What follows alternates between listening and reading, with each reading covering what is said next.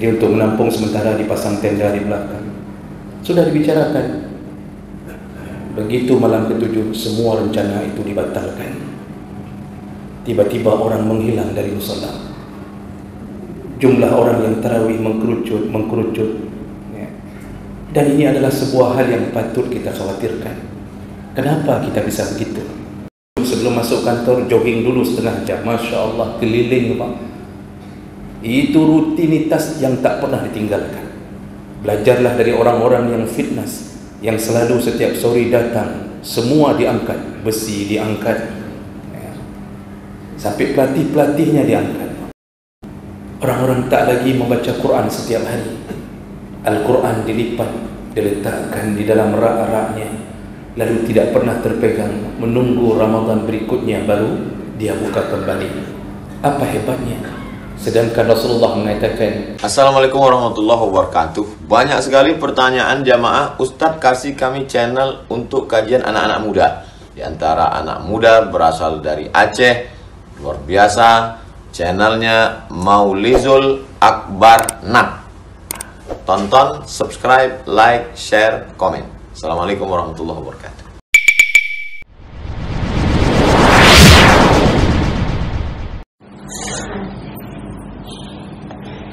Assalamualaikum warahmatullahi wabarakatuh. Alhamdulillahi walidil adad, lam yalid wa lam yulad wa lam yakun lahu kufuwan ahad. Asyhadu an la ilaha illallah wahdahu la syarika lah wa asyhadu anna Muhammadan abduhu wa rasuluhu al-karim. Allahumma shalli wa sallim على نبينا المصطفى محمد وعلى آله وأصحابه أجمعين. رب اشرح لي صدري ويسر لي أمري واحلل عقدة من لساني يفقهوا قولي. Segala puji bagi Allah, kemuliaan salawat dan salam pada Rasulullah, pada keluarga dan seluruh sahabat-sahabatnya. Bapak Ibu jemaah salat Isya dan Tarawih yang Allah muliakan insyaallah. Ada salah satu hadis Nabi sallallahu alaihi wasallam. Hadis riwayat Bukhari Muslim dari Abdullah bin Amr bin As. Abdullah bin Amr berkata, qala li Rasulullah sallallahu alaihi wasallam. Pernah Rasulullah SAW berkata kepadaku, Ya Abdullah, wahai Abdullah, kata Rasulullah, la takun misla fulan, janganlah engkau menjadi seperti orang itu. Kana yaqumul layl fataraka qiyamil layl. Jadi bahasa singkat pada Abdullah menyatakan bahwa dia pernah dinasihati oleh Nabi, wahai Abdullah, kamu jangan jadi seperti fulan. Tak disebutkan namanya di dalam hadis. Ada apa dengan fulan sehingga Rasulullah menyebut jangan seperti dirinya? Masalahnya adalah karena yaqumul lail, dulu si fulan itu orang yang mendirikan salat malam. Fataraka qiyamal lail, dan sekarang dia telah meninggalkannya. Artinya dia tidak lagi melakukan salat malam itu. Nah, Bapak Ibu yang Allah muliakan, bahasa ini adalah bahasa yang mengungkapkan rasa tidak sukanya Nabi. Nabi benci kepada siapa? Kepada semua orang, kepada semua umatnya yang pernah melakukan amal saleh lalu kemudian meninggalkannya. Artinya dia tidak istiqamah dalam amalnya. Maka salah satu bentuk kemakruhan dalam melakukan amal soleh adalah setelah melakukannya lalu dengan sengaja tanpa uzur meninggalkannya. Dan ini menjadi pelajaran bagi kita. Beribadah itu mudah, bersedekah insyaAllah mampu kita lakukan. Tapi apa yang paling susah? Yaitu istiqamah.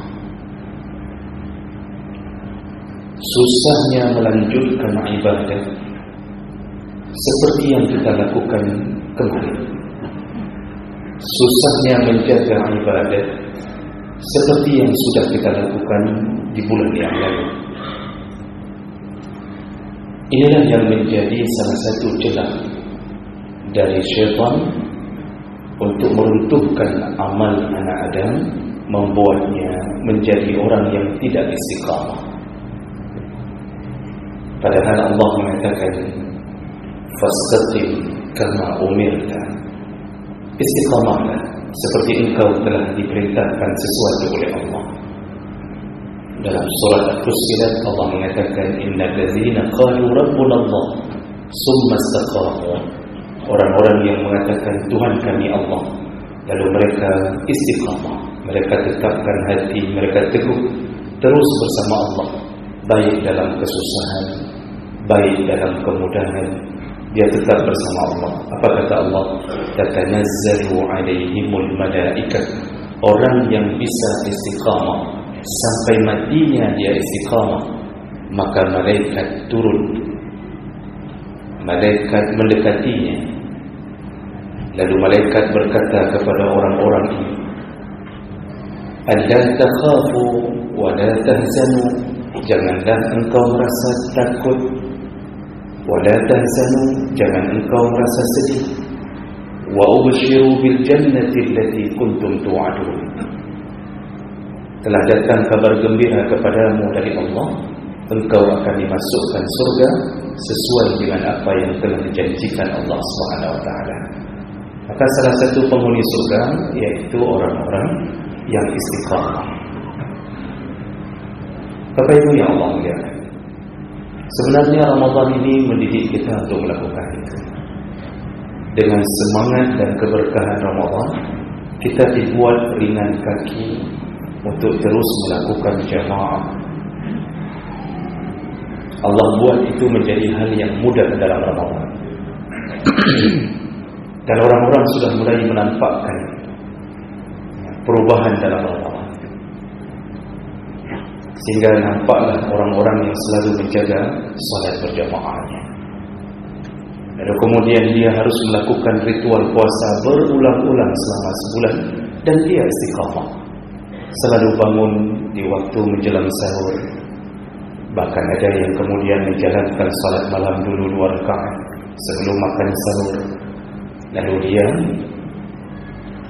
meniatkan dirinya untuk bertahan tidak makan dan minum selama 13 jam, ditunggu waktu berbuka.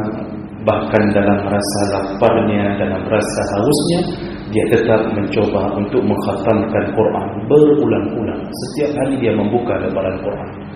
Dan Allah ringankan karena Ramadan ini adalah syahrul mubarak, ini bulan yang diberkahi.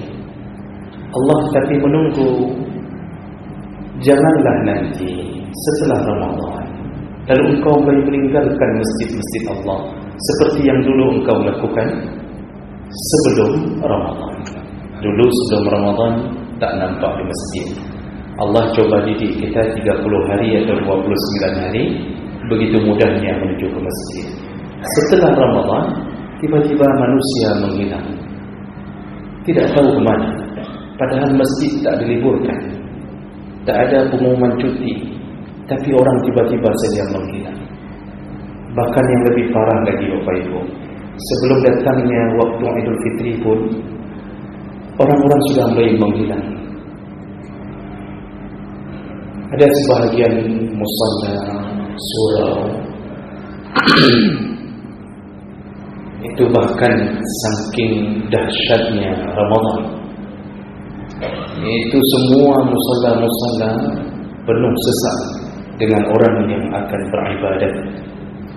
untuk melakukan qiyamul lail tarawih, sampai panitia masjid merencanakan untuk meluaskan musalla.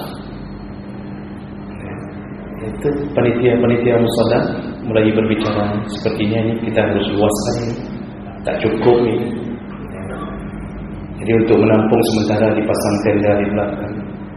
Sudah dibicarakan. Begitu malam ke-7 semua rencana itu dibatalkan. Tiba-tiba orang menghilang dari musalla. Jumlah orang yang tarawih mengkerucut. Dan ini adalah sebuah hal yang patut kita khawatirkan. Kenapa kita bisa begitu? Maka muncullah orang-orang yang hari ini tidak dijamin masuk surga. Karena tadi yang istiqamah, malaikat mengatakan kabar gembira untukmu, engkau akan dimasukkan surga seperti yang Allah janjikan. Maka tidak ada jaminan surga mereka yang pelin-pelan, mereka yang ibadahnya kambuhan, hilap-hilap, kata orang Aceh. Malam pertama tarawih, kedua tarawih, malam ketiga sudah tak nampak lagi, dengan alasan kaki kesemutan. Ada yang terlalu banyak makan, tak mau mengangkatkan lagi ke masjid. Lalu muncul lagi di malam kelima, malam ke-7 hilang lagi. Ini orang-orang yang tak istiqamah, dan inilah yang paling susah dijaga jemaah berkata Allah. Maka oleh karena itu jangan sampai terjadi keadaan ini. Ini tantangan kita yang paling berat. Lihatlah nanti setelah hari raya, orang-orang tak mengenal lagi di mana masjid. Orang-orang tak lagi membaca Quran setiap hari. Al-Quran dilipat, diletakkan di dalam rak-raknya, lalu tidak pernah terpegang, menunggu Ramadan berikutnya baru dia buka kembali. Apa hebatnya? Sedangkan Rasulullah mengatakan, ahabbul a'mal ila Allah azza wa jalla adwamuha wa in qalla. Amalan yang paling disukai Allah adalah amalan yang dawam, amalan yang kontinu, wa in qalla, walaupun itu sedikit. Jadi lebih bagus salat tahajud setiap malam 2 rakaat dibandingkan salat tahajud 20 rakaat, 30 rakaat, bahkan mungkin 1000 rakaat, tapi dilakukan hanya setahun sekali. Lebih bagus sedekah setiap hari 5.000, 10.000 daripada sedekah 100.000 tapi cuma setahun sekali. Allah suka, Nabi suka orang yang beramal secara kontinu. Dengan itu dia mempersiapkan kematiannya yang tidak pernah dijadwalkan kapan datangnya. Inilah tantangan kita yang paling hebat. Istiqamahlah, datanglah setiap malam. Istiqamahlah seperti kita mengurus urusan dunia. Istiqamahlah seperti kita memikirkan urusan-urusan yang berhubungan dengan dunia kita.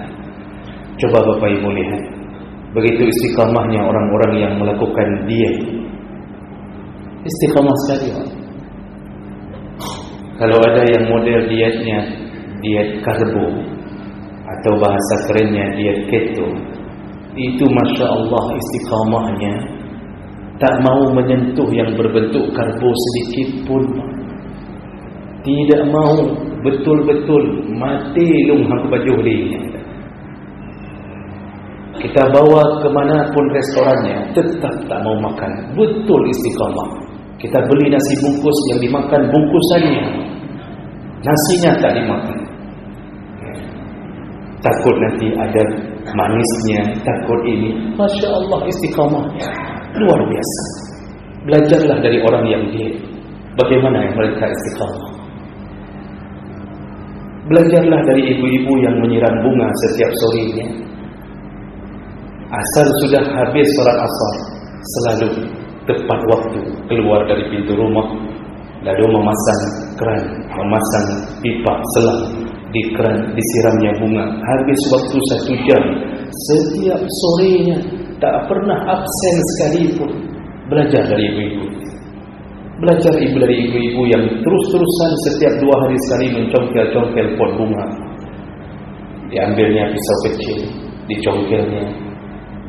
Pagi dicongkel, sore ditanam kembali. Karena buatnya begini. Tapi istiqamah betul, Masya Allah. Tak pernah lupa itu kerja itu. Belajarlah dari orang-orang yang jogging setiap paginya. Asal jam 7 sebelum masuk kantor, jogging dulu setengah jam. Masya Allah, keliling Pak. Itu rutinitas yang tak pernah ditinggalkan. Belajarlah dari orang-orang yang fitness, yang selalu setiap sore datang, semua diangkat, besi diangkat,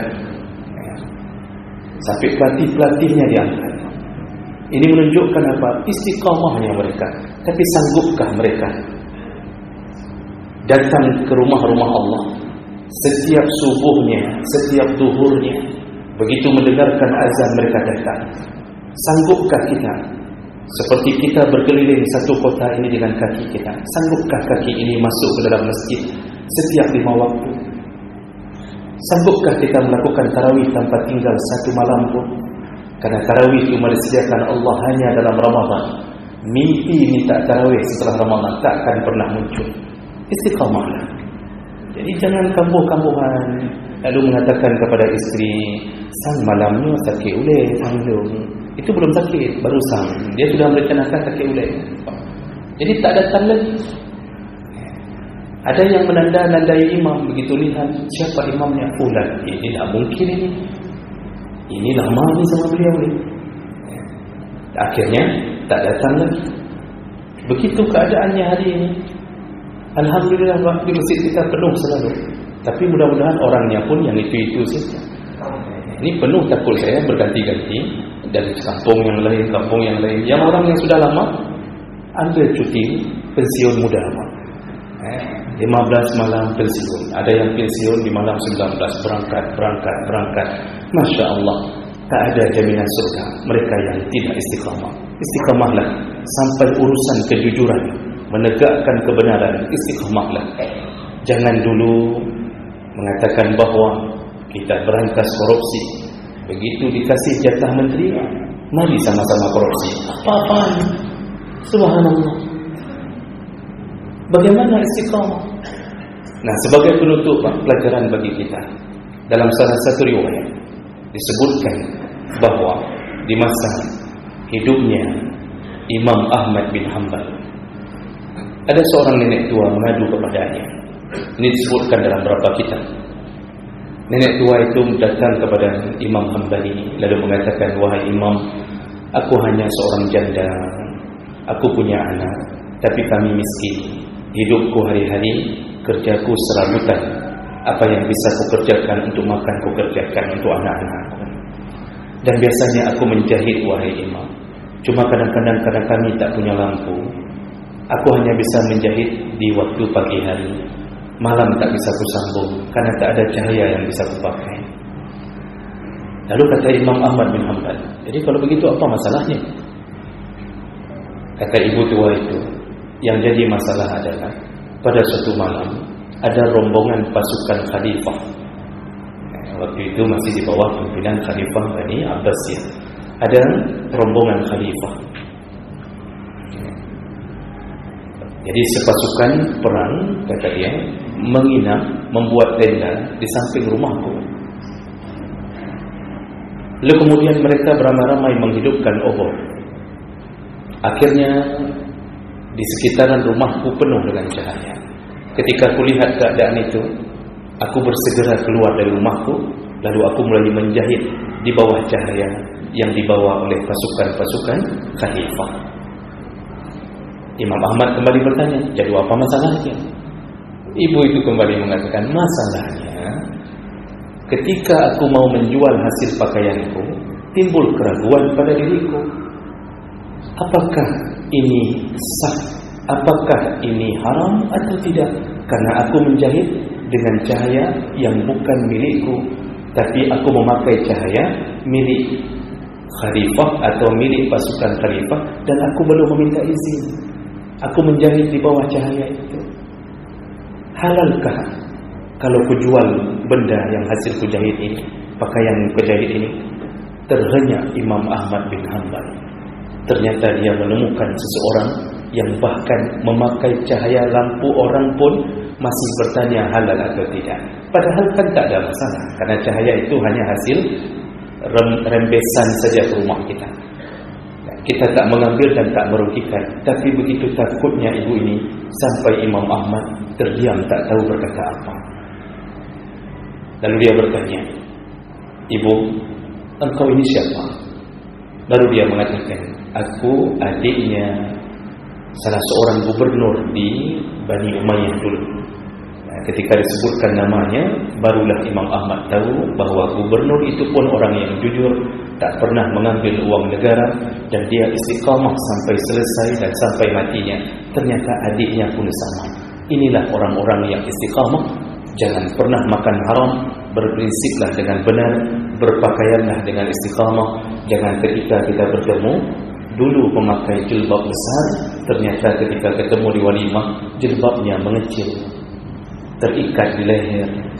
Lalu kita bertanya, ibu kan dulu anggota pengajian. Iya Ustaz, dulu. Sekarang saya anggota kelompok terlaknat. Jadi dia hilang istiqamahnya. Jadi jangan sampai di antara kita yang hari ini Masya Allah berjubah, berkain sarung, salat, tiba-tiba ketemu sudah pakai celana jin, punya jin dia pakai, lalu kemudian keliling-keliling di kota yang besar. Tidak ada lagi waktu untuk menjaga salatnya. Berhati-hatilah seandainya Allah matikan kita dalam keadaan tidak istiqamah. Mudah-mudahan tausiah singkat ini bermanfaat. Jadilah orang yang istiqamah, lakukanlah Ramadan dengan baik. Subhanakallahumma bihamdik, asyhadu an la ilaha illa anta, astaghfiruka wa atubu ilaik.